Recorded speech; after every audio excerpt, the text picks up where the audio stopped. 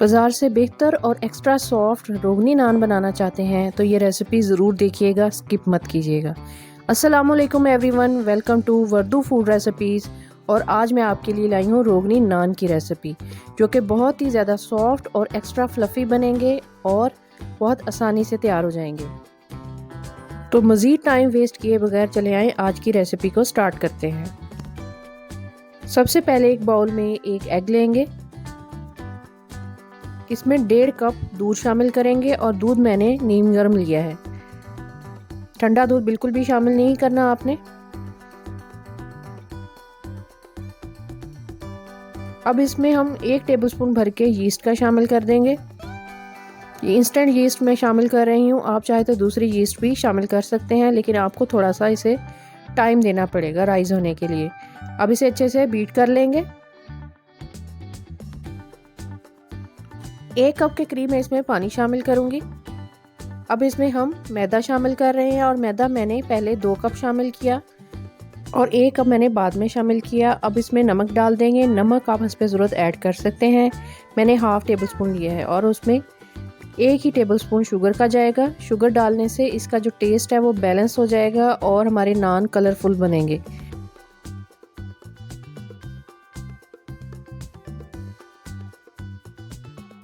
एक चीज़ का आपने ख्याल करना है कि डो को बहुत ज़्यादा सख्त नहीं गूंदना।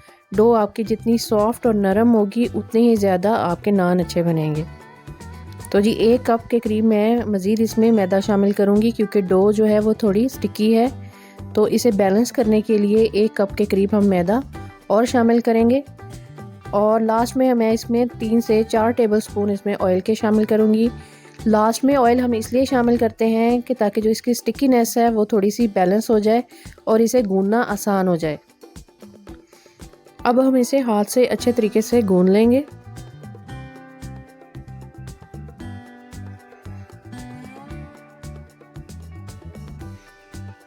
और जहां हमें फील हो कि आटा हमारे हाथों से चिपकना शुरू हो गया है, वहां हम हाथों को मज़ीद ग्रीस कर लेंगे ताकि अच्छे तरीके से उसे गूंदा जा सके।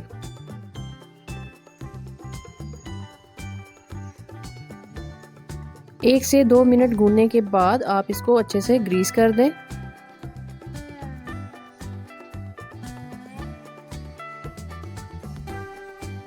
अब डो को किसी कपड़े के साथ कवर करके हम 10 मिनट के लिए छोड़ेंगे और उसके बाद हम इसे फिर से थोड़ा सा गूंद के कवर करके प्रूफ होने के लिए छोड़ देंगे। और 1 घंटे के बाद डो हमारी देखिए कितनी अच्छी रेडी हो चुकी है, फूल चुकी है। इसकी एयर हम निकाल देंगे और इसे थोड़ा सा मज़ीद गूंदेंगे।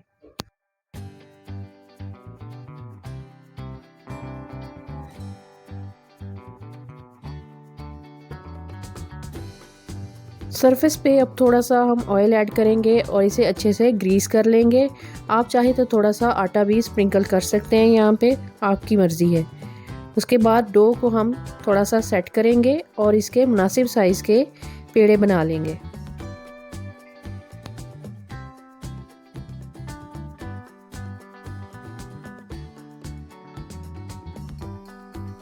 कोशिश करें कि आपका पेड़ा बिल्कुल गोल और राउंड बने, मीन्स उसमें कोई भी क्रैक्स वगैरह ना हो, क्योंकि जितना अच्छा आप पेड़ा बनाते हैं उतना ही अच्छा आपका नान बनता है और रोटी भी।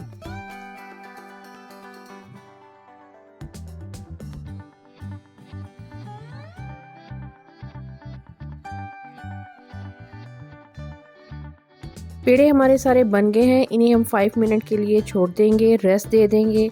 इससे हमारा नान अच्छे तरीके से बेला जाएगा। उसके बाद हम एक एग लेंगे, उसमें 2 टेबलस्पून दूध शामिल करेंगे और इसे अच्छे तरीके से मिक्स कर लेंगे।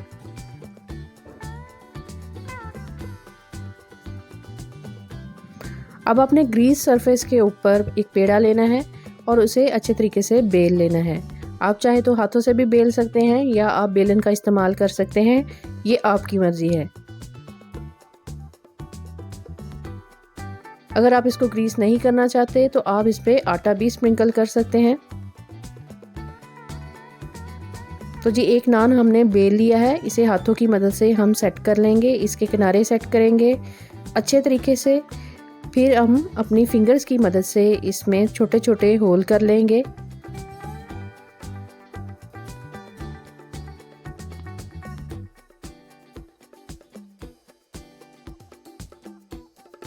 अपनी फिंगर्स के पोरों की मदद से ही हम इसके किनारे भी अच्छे से सेट कर लेंगे, क्योंकि नान के किनारे थोड़े से मोटे होते हैं, तो हम इसे भी अच्छे तरीके से सेट कर लेंगे।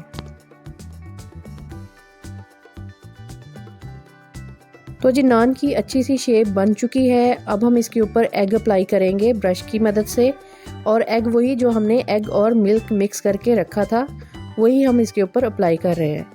अच्छे तरीके से हम सेंटर से भी और इसके किनारों को भी अच्छे तरीके से हम सेट कर देंगे। अब इसके ऊपर स्प्रिंकल करेंगे हम कुछ सेसमी सीड्स या तिल वगैरह।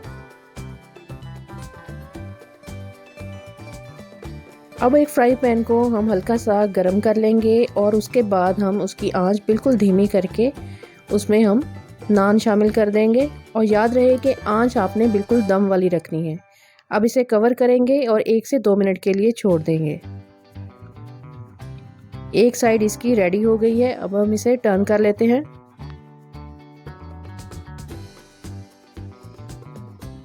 फिर से हम इसे कवर करेंगे और 1 मिनट के लिए छोड़ देंगे। अब हम इसे देखते हैं कि इसकी दूसरी साइड किस तरह से रेडी हुई है। तो देखिए माशाल्लाह से कितना ज़बरदस्त कलर आया है इसका। अभी हम इसे मज़ीद पकाएंगे।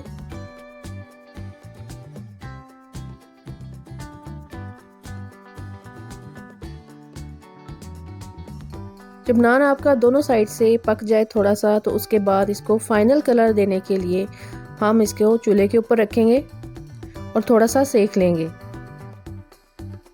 याद रहे कि आंच यहाँ पर भी बिल्कुल धीमी सी है, बिल्कुल दम वाली आंच। तेज़ आंच के ऊपर अगर आप इसे पकाएंगे तो ये जल जाएगा, क्योंकि ये ऑलरेडी पका हुआ है। सिर्फ हम इसका कलर थोड़ा सा इन्हेंस कर रहे हैं। दूसरा, हमने इसके ऊपर एग भी अप्लाई किया हुआ है, तो इसलिए भी आपने इसको तेज़ आंच के ऊपर नहीं पकाना। अब इसे हम किसी ऑयल या घी की मदद से इसको ग्रीस कर देंगे ताकि इसके ऊपर अच्छी सी शाइन आ जाए।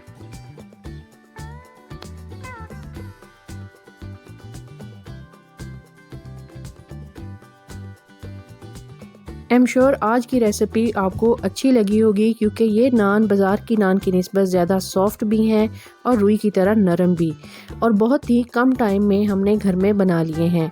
अगर वाकई में आज की रेसिपी आपको अच्छी लगी है तो काइंडली मेरे चैनल को सब्सक्राइब और इस वीडियो को लाइक कर लें। मिलेंगे आपके साथ एक और रेसिपी के साथ, तब तक के लिए अल्लाह हाफिज़।